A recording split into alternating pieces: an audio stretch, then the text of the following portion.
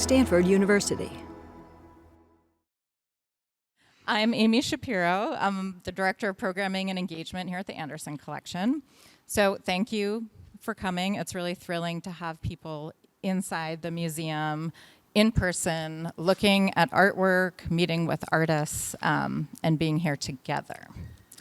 So we are really happy to have Keon Williams here tonight, a Stanford alum, and their work is behind me, lit up in the Oak Grove. And Keon will be in conversation with Alon Holt, who is also an alum. It's a good applause. And director of the Institute for Diversity in the Arts. So the museum is so happy to have partnered with several people. I will be saying CCSRE so many times in the next minute, so don't count. We are so happy to have partnered with the Center for Comparative Studies in Race and Ethnicity to bring the work of Keon here on, to campus.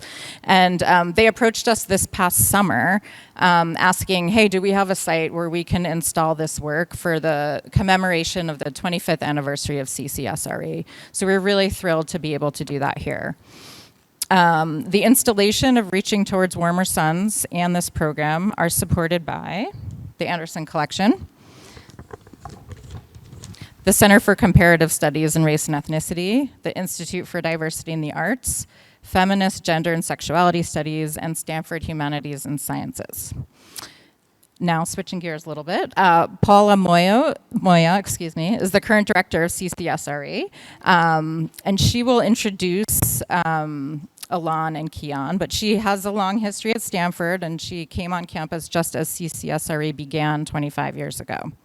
So the museum wishes to thank you, Paula, and to CCSRE for their dedication and commitment to the study of race, gender, and social positioning within our society. Paula has asked me not to say anything else about her, so she's very accomplished, and you can look her up on the internet and find out everything she's done. And Paula can introduce Alon and Keon. Thank you, Amy. I just know that, you all are not coming here to see me. You're coming here to see Alon and Keon. And so without further ado, I want to take the opportunity to introduce them, and so that we can get on to the wonderful conversation between these both CCSRE alums. So it's amazing. So thank you, Amy, for that warm introduction. I deeply appreciate your work here at the Anderson Collection, and that of Alon Holt and Ellen O. of Ida. Absolutely. In putting together today's talk and tomorrow's workshop. So it's always a pleasure to see alumni of the Center for Comparative Studies in Race and Ethnicity. Keon, we're so pleased to see how you address issues of history, race, environment, gender, and sexuality with both creativity and impact. Now, the seeds for today's event were planted when CCSRE invited Keon to participate in the 25th anniversary program as our feature alumni artist. This past June, CCSRE held a virtual event in which Keon participated in a discussion about their sculpture, Reaching Toward Warmer Suns 2019, which is now exhibited, as you can see, in the Oak Grove of the Anderson Collection grounds. We're so pleased that 5 months on, both Keon and their sculpture are here on campus to remind us that remembering our past is crucial to the racial reckonings of the present moment. So please come, we're looking forward to hearing from you both. Thank you. Hello, everybody. It is an honor to introduce Keon Williams. Yay!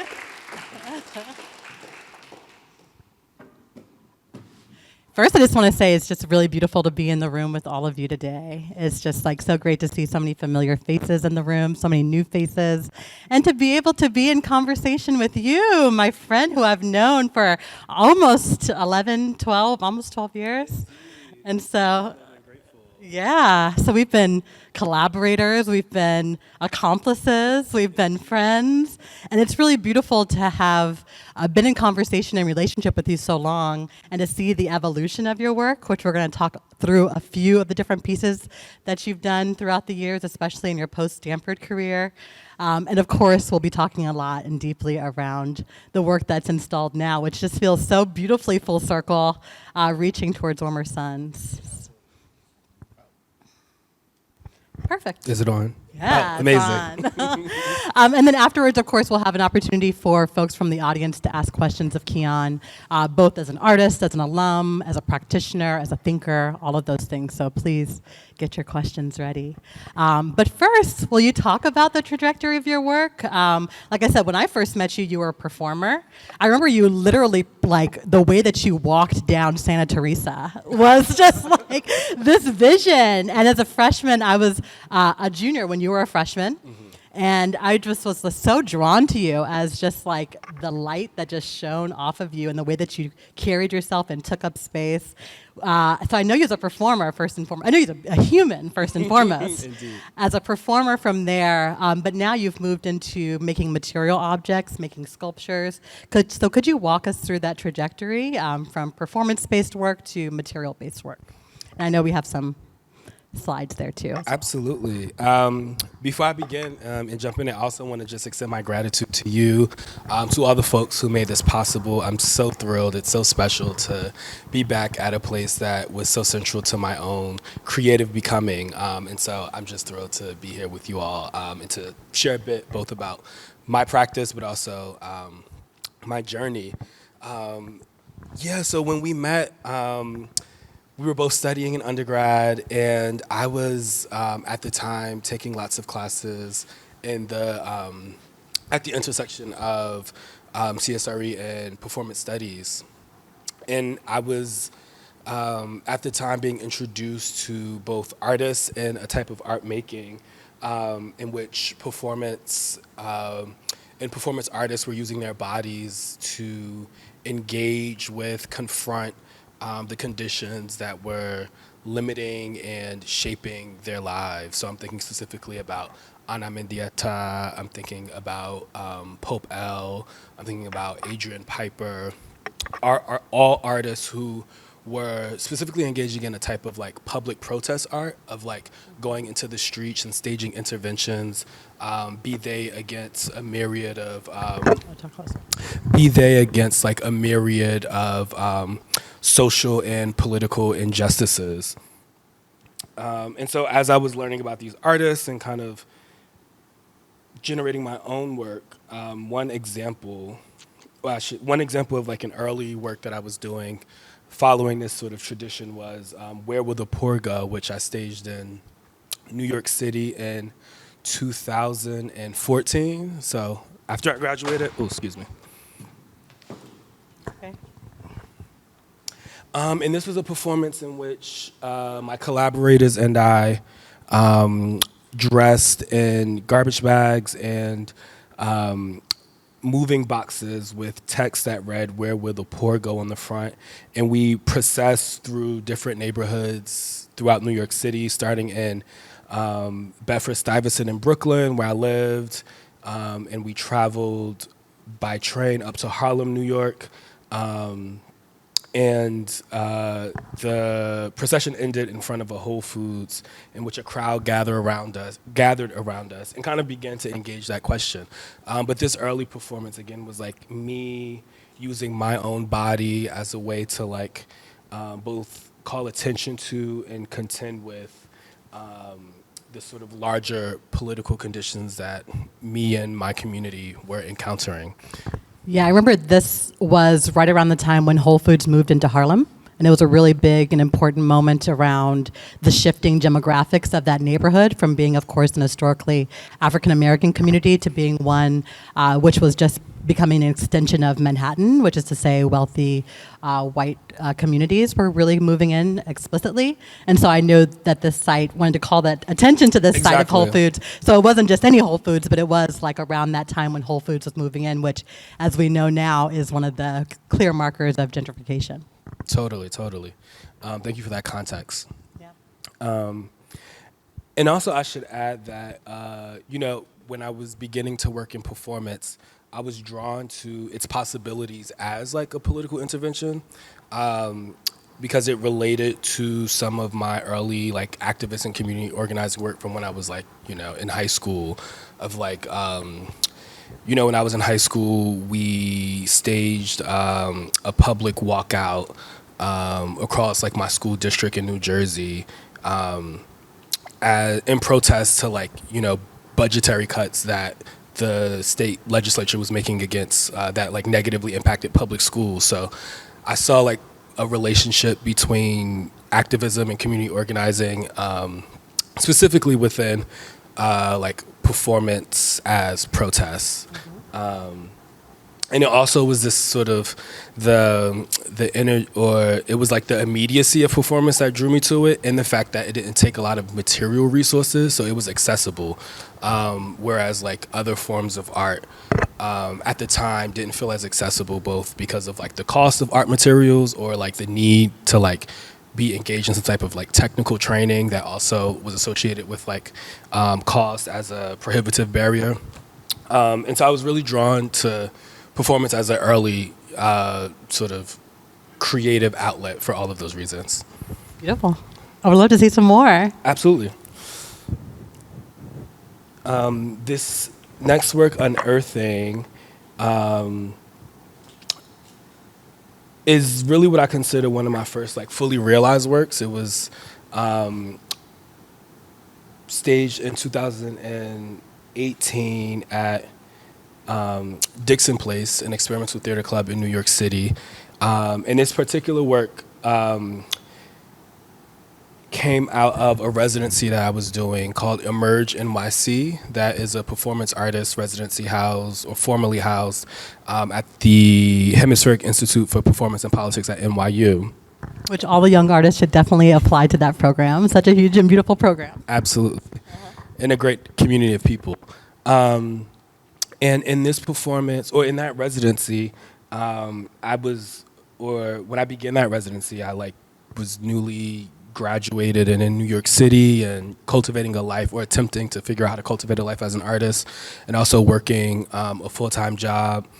But this residency sort of compelled me to confront these big questions, like who are you, where are you from, who are your people, who are your community, how did you get here? And so I was doing all this really kind of intense, deep, reflective work in a residency, and that culminated in the performance Unearthing, in which I was drawn to work with earth for the first time. Now that I'm looking at it, I think perhaps as a way to like begin to engage with these larger questions around home, belonging, dispossession, and displacement that was sort of the central themes of the residency that I was on at the time. And so the performance is, I am buried waist high in a mound of earth, and throughout the performance, I transform my body by adorning myself in paint and glitter, and becoming what I imagine to be this kind of otherworldly, transhuman being. And as I'm undergoing this sort of transformation during the performance, I reflect on both, like, at the time, my like shifting relationship to my gender and my body, and I also like was reflecting on this this idea of what home was for me. And it was through the process of quite literally being grounded in the earth at which, I could arrive at these kind of meditations. And so this was like a really important performance for me, because it was like the beginning of this kind of ongoing relationship that I have with soil and earth and organic materials. And it was like where I sort of began the sort of groundwork of like a deeply conceptual relationship that is ongoing and evolving, that spans different type of media, from performance to video to now sculptures. Yeah, but this is a genesis of sorts. Yeah, I was glad that you said this was the first time that you worked with dirt. in this way. You did it once in New York, but then we brought it to campus. I think maybe in 2018 too, somewhere I around believe there. so, yeah. And we did it in Meyer Green, and I just remember kind of the backstage of that was transporting like tons of dirt Totally. from the Harmony House to Meyer Green, so like halfway across the campus. And just that was also the time that you came back to finish your undergraduate degree. Mm-hmm. It was like, I remember the sun was setting in that moment. Yeah. And also this beautiful procession, not only with yourself, but with other genderqueer folks from Oakland, especially from the campus, and that procession from, I believe, the Harmony House to that Meyer Green. Absolutely. And then the kind of rootingness that happened within the earth, which became a ritual of sorts, would you say? Indeed. In a way Yeah. of like reclaiming space, of saying like, wherever I choose to root myself is home, is where I belong. And within the context of, in that particular procession, of like an intergenerational community of like Black femme artists who I have personal relationships with, who were teachers, friends, mentors, mentees. So yeah, that a type of grounding that is both individual but also collective. And I just want to return to the idea of soil as a healing element, which we see deeply in unearthing, just the idea that you can cover yourself in soil as protection, as grounding, as a portal towards transporting yourself. But then also soil comes up in now your newest work. Of course, reaching for warmer suns, but also the work that you've done in relationship to that work. So could you talk about your relationship to soil, your relationship to dirt? Absolutely. I remember also too, one of the things that was said in unearthing was like the idea of washing the dirt off off your skin. But just I'm curious about your full relationship with soil and dirt as materiality. Indeed. It's always, shifting, and I find it such a rich, quite literally rich material to work with because of the multiple meanings that it holds. And I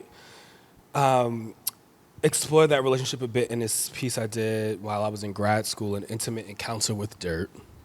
At the time, I was in Harlem, New York, and I was shifting from like creating work specifically within a queer people of color community to like exhibiting in museums and galleries, which is just a different composition of folks. And in this particular performance, I was taking as a point of departure a quote by a theorist, Mary Douglas, who writes that dirt is matter out of place. Dirty things are those that disrupt dominant belief systems and norms. And so at the time, I was thinking of dirt both as an extension of my flesh and as an articulation of my own subjectivity. I was thinking about the ways in which Black, queer, working class folks are quite literally rendered and considered abject under and within dominant and hegemonic culture, but reclaiming that idea of being matter out of place as a confrontation and an act of resistance to the sort of normative culture. And so for me, it was important to reclaim dirt as both abjection but also vitality for all of those reasons. Absolutely. Can you tell us about what you're doing in this? Like, what is the performance? Totally. So in the performance, this is taking place, for context, at the Wallach Art Gallery, which is the art gallery of Columbia University. And during a time, in 2019 specifically, it was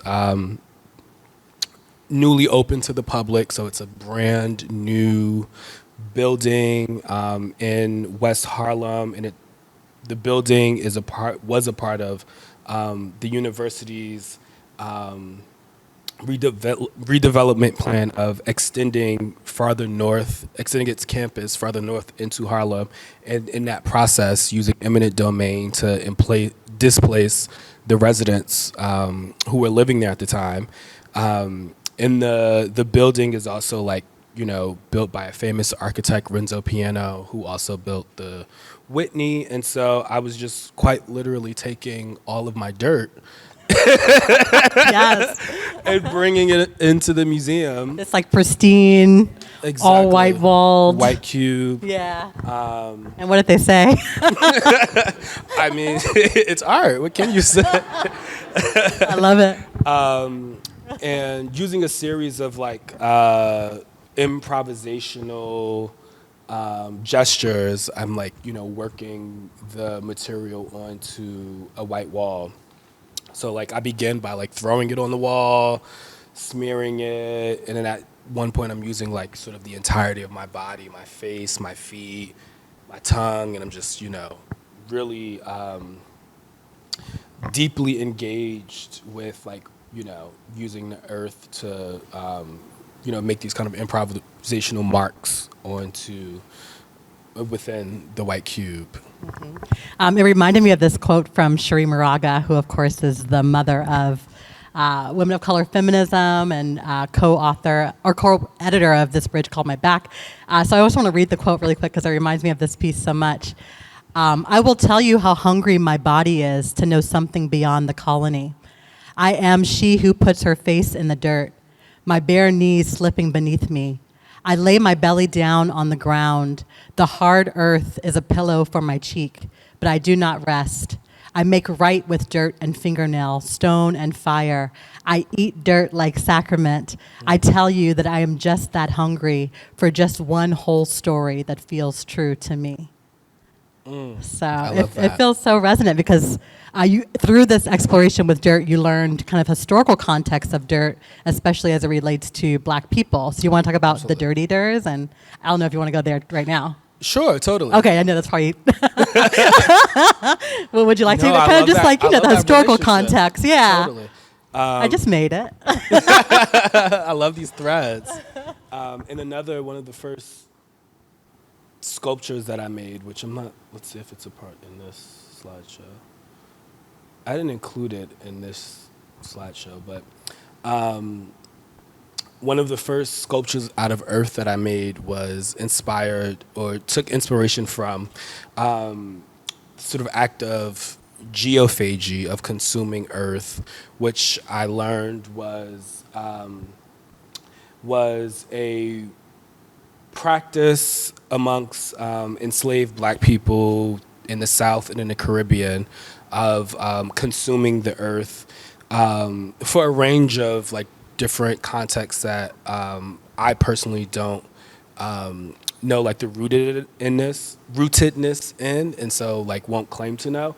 But the way sort of it's studied within anthropology is that this act of dirt eating was considered a pathology under Euro-Western medicinal practices. Yes, I meant that you were sick, right? Exactly. So it's considered a sickness. And so enslaved folks would intentionally sort of appropriate the sort of, skewed medical knowledge and intentionally consume earth to withhold labor so that they would be considered sick and therefore not have to perform work. And so that I was really intrigued by this other kind of tacit form of resistance that involved also this kind of very this embodied encounter with earth. And so it became another way, or like another sort of entry point for me and a part of my own kind of thinking around working with, manipulating, taking up earth as material as a way to sort of resist cultural hegemony. Absolutely. So like taking the story, twisting it, right? Exactly. I love that. So let's get to the warmth, reaching towards warmer suns, which I actually just intentionally, maybe not intentionally called it The Warmth of Other Suns, which of course is the reference the book by Isabel Wilkerson. Yes. But could you talk about the work, Reaching Towards Warmer Suns, a little bit about your journey in Virginia, which is where the work originated. Mm-hmm. So both how you got to the work, and then later we'll talk about how you created the work. Absolutely. Do you have an image of it? Let's see. I know we see it right behind us. But That is the one work I don't have an image of. Well, we have it right behind us, luckily, so that's perfect. So Reaching Towards Warmer Suns was conceived while I was in Virginia. At the time, I was doing a fellowship at Virginia Commonwealth University, and while I was there, it was my first time really living in like the proper South. For most of my life, I lived like between the two major coasts, between New York City and the Bay Area. And so I was, open to like learning the landscape of a new home or a place that I was a visitor at. And part of like my own creative practice is literally just, walking in a neighborhood and opening myself up in like my full range of sentience to sort of be open to taking in information from, my environment. So part of it, I think of it as like ethnography, of like, trying to get to, of learning like the social context of a space, but then also learning like the historical context of a space. And, as I was sort of going on my walks and my research, I soon learned that the river that was adjacent to my apartment, which is the Powhatan River, the James River, and the founding river which is said to be the founding river of the United States, was very central, as we all know, to the transatlantic slave trade and the project of chattel slavery. And I, through research, also came to learn that sort of the riverbank that was adjacent to the James River, which was like a recreational site, was formerly a dock for ships transporting enslaved people. Before knowing this history, it also just felt very palpable, and You can feel it in the space. quite literally. And so as I'm learning about and becoming more familiar with sort of the legacy of chattel slavery within Richmond, I was also like, at the same time, very curious about how this history is remembered or not within public space. All of that led me to want to kind of stage a public intervention against what I would consider a type of willful amnesia. At the time of, like, while I was like quite literally developing the work and making it in my studio, and sort of thinking about, provide more context, thinking about how history is remembered in public spaces, particularly through objects, and more specifically through various like monument practices, of which Richmond is a central place to study and think about because it's home to what's called Monument Avenue, which is an avenue downtown Richmond that includes these towering, large monuments to Civil War criminals. And so as I'm thinking about how history is remembered in in Richmond in particular, and how the sort of mythologies that undergird a national identity are imbricated in like the public monuments and statues of the city, protests across the country protesters across the country began to confront the ongoing legacy of anti-Black violence around which Confederate monuments were an epicenter or like a battleground. Yeah, they were taking those monuments down. Exactly. Yeah. And graffitiing them and staging, public interventions around them. And so I just say that to give context to like, the sort of landscape in which I was like making and thinking about presenting his work, or like presenting Reaching Towards Warmer Suns as a public work for the first time. So how did you make it? That's the question. How do you manipulate dirt in that way that it's so stable and also has this kind of lifelike form? So could you talk about the process of making it, and then a little bit about the story, because I know you made it there without like permits or anything like that, and then you had some encounters because of it. Totally. So how'd you make it, and then what happened? when it went Yeah, up? it's been a long kind of experimental process. One that like really just is rooted in like deep kind of like study, but also care, because it's such a particular material to work with. So I begin by making like a mud mixture, by mixing earth with water, such that it arrives at a consistency where it can take and hold a form, but it won't like fall apart. And it's like I don't make measurements, but I like know what the consistency of the material should be. It's like cooking. Exactly. Really just rooted in like feeling, touching, sensing. And so I take two different approaches to like actually making sculptures. I cast, or like I make molds of different parts of my body out of silicone, and then I cast those molds, like the negative, and make a positive sculpture by pouring the material into the mold, and then letting it cure. And I also use like an additive method where I'm just like, forming and forming shapes by hand. So those are your hands. Exactly. Okay, I didn't know that. Yeah, those are all my hands. Okay, wow, Yeah. that's beautiful. Could you talk about, and I feel like through the root of the work, we've been talking a lot about the relationship to art and social justice, your work as organizer in high school, and also the ways that you thought about your relationship to the work and the relationship that's happening in the world around you. So what do you feel is the relationship to art and social justice, and how are you thinking about that within your practice?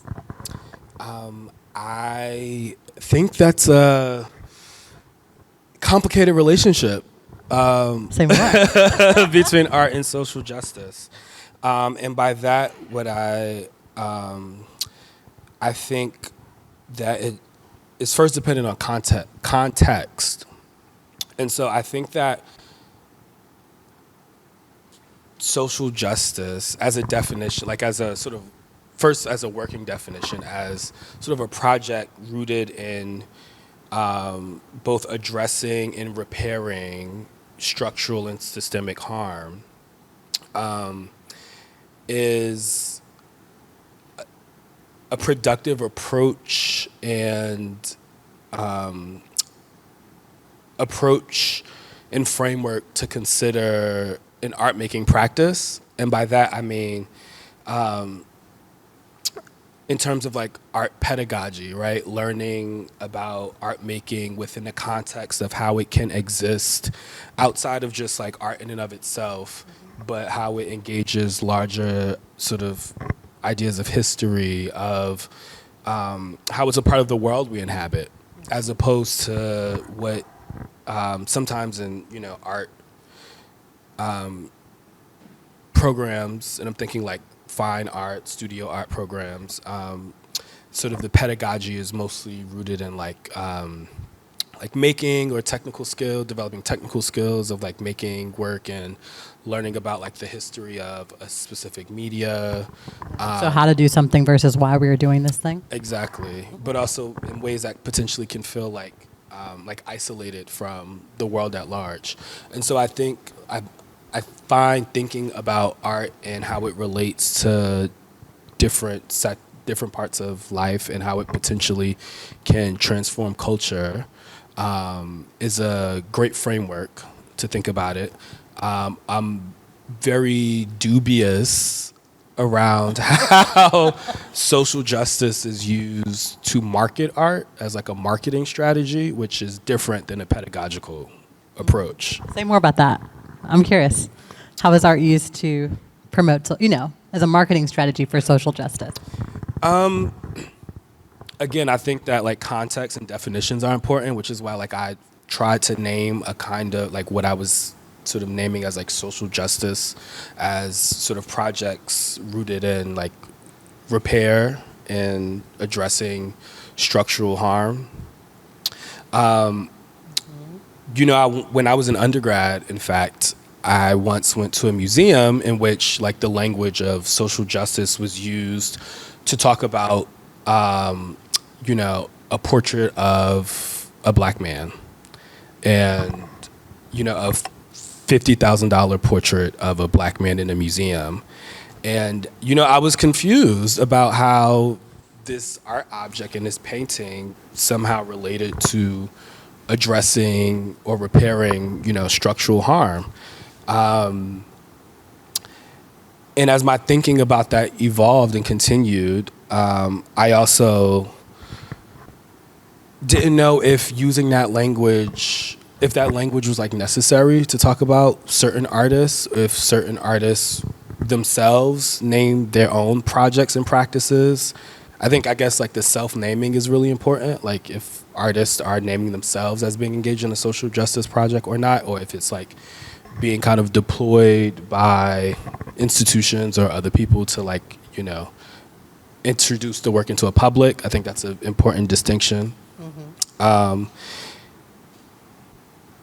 And as I was actually on the plane on my flight here today, I was reading an article entitled like, that was about the relationship between art and capital, and basically arguing that like, art has become a kind of capital. Of course.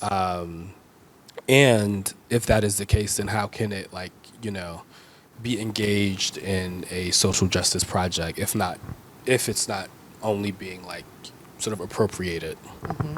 I mean, two things come to mind when you mentioned that, which is one kind of adage that's spoken about in social justice circles, which is like, it's not about the color, it's about the commitment. So again, just because you have a black artist up there doesn't automatically deem it as having some social political agenda. Totally. Right? And then also it's not fair to the artist, It's not fair right? to the artist at all.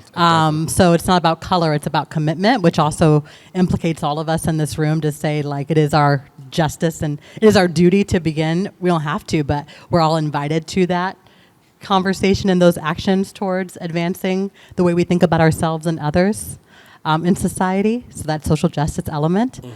Mm-hmm. So that's the first thing. To be honest, I just forgot the second thing. But, it'll come back. Totally.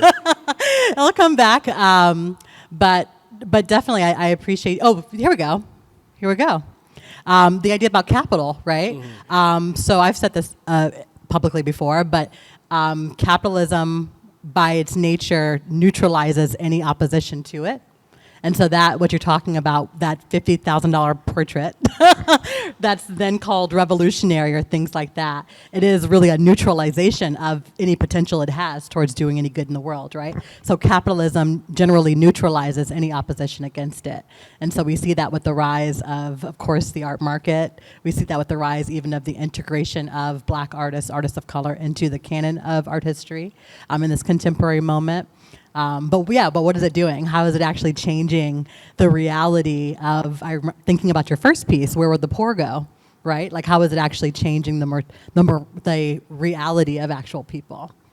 And, I'll also, just to push back against myself, that like art intrinsically can or has to have like a kind of material purpose. 'Cause I would, I'm humble enough to know that the things that I create may not have like a material impact. But again, I think it can operate in the realm of the imaginative, or it can operate discursively, right? Like it can catalyze conversations, discourses, mythologies that are central to how we think about ourselves and our relationship to the world. And I'm specifically in my own practice, I'm thinking, to give a sort of contemporary context, I'm thinking about like the sort of national sort of pushback and censorship happening across the country against how we remember the history of slavery in America.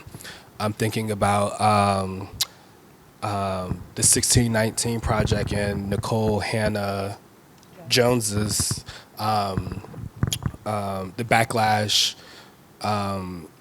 at UNC Chapel Hill against her tenureship and her scholarship that was related to the arguments, that was related to how her project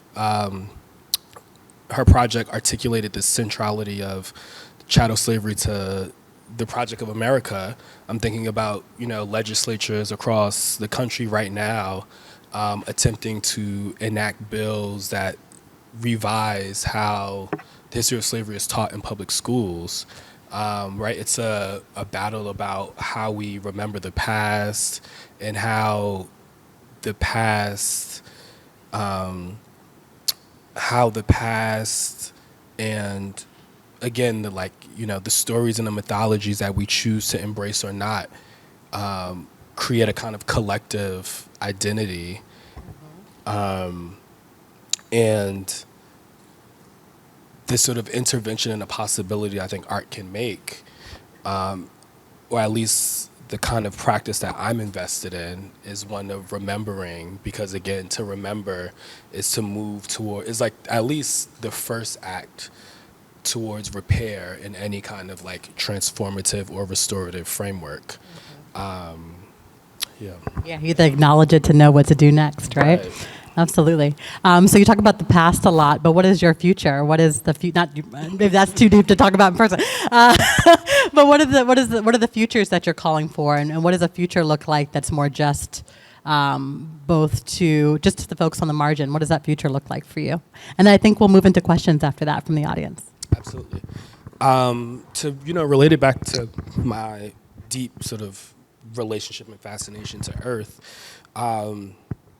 One of the sort of central elements that draws me to Earth as a material is that Earth is a catalyst of life and brings forth transformation, growth, decay, but this cycle that I'm deeply invested in. I'm invested in, and I think a lot about what might emerge,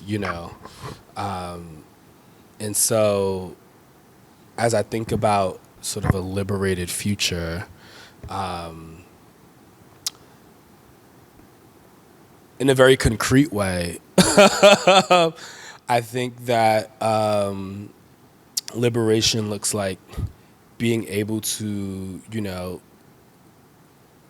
live self-determined lives for folks who continue to experience systemic harm, and that means like having access to basic needs, but also like being able to imagine a life on one's own terms, whatever that looks like, to again ground us and root us, in context and in less abstract terms. I think that my vision of liberation is one in which Black, non-binary, and trans folks have jobs in every sector of the country, in every sector of a job market, and by that I mean have possibilities for economic viability to sustain a life.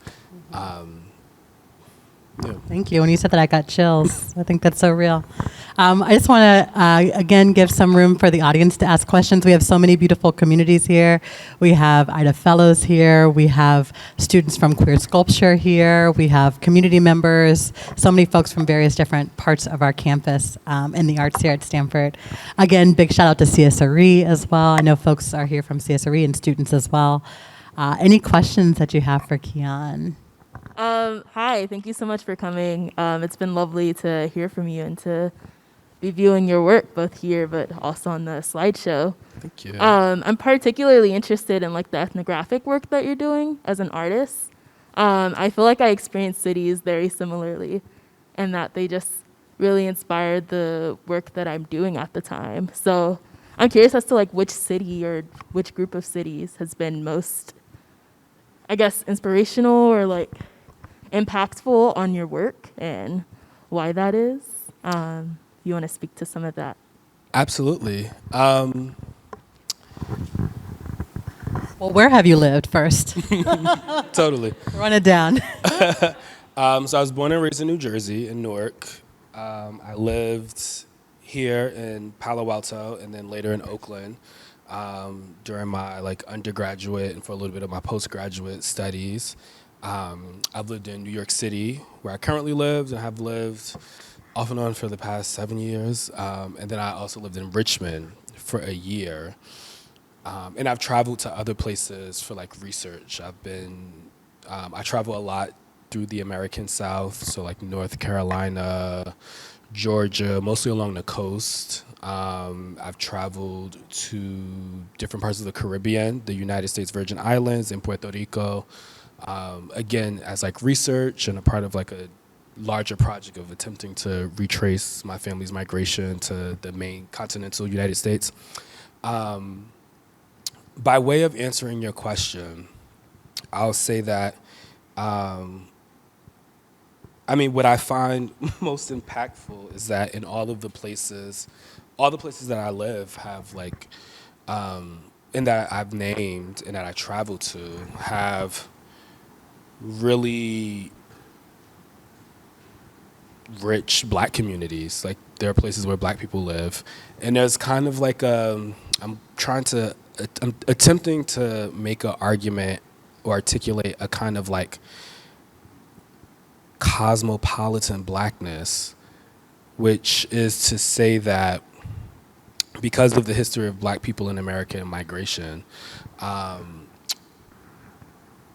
that Black people live quite literally everywhere throughout the United States.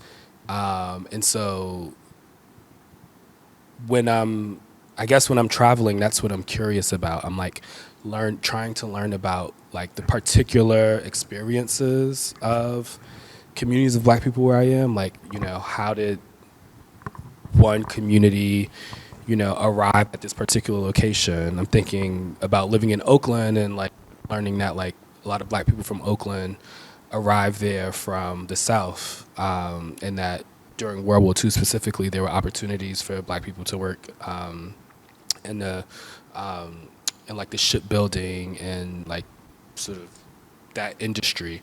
And so like learning about particular specific, geographically specific experiences that are a part of a larger collective diaspora, I guess is what is what inspires me. Mm-hmm. Does that answer your question? Yeah, A little bit? yeah. I guess as a follow-up, if you'd like to speak a little bit more on Richmond, and like what that was like, the sorts of things that you took in and like noticed specifically. What did I notice about Richmond? It inspired a body of work. Richmond was a unique city for me, again, because history was so palpable and so present, but also like in a very quiet way that I was not used to. So it was like a kind of sensing. It was like trying to sense a different frequency. And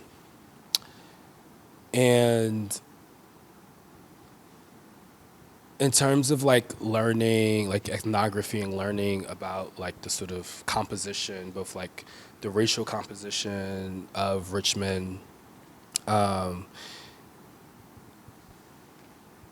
that like I was learning about, for example, the side of Richmond that I was living on, which was like on the other side of the river, was like where most of the Black people lived, and the other side of the river, which is where I worked and where the university was like where students lived and where like the white folks lived. So I was like learning about these different relationships and how they were specifically impacted and catalyzed by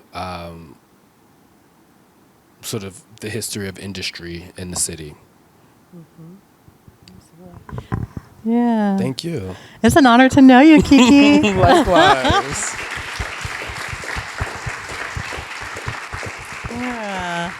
So just another just huge bit of gratitude for all of you for being here. This is, it's no small deal that you're here. Burbank's in the house. So many wonderful folks. Thank you so much to the Anderson Collection for hosting not only the artists, but their work. Thank you to CSRE. Thank you to Ellen. Thank you to Ida, of course, and all of you. So have a beautiful, beautiful night. Thank you, Keon. Thank you. Thank you all for this lovely moment to reflect. I really appreciate your presence. For more, please visit us at stanford.edu.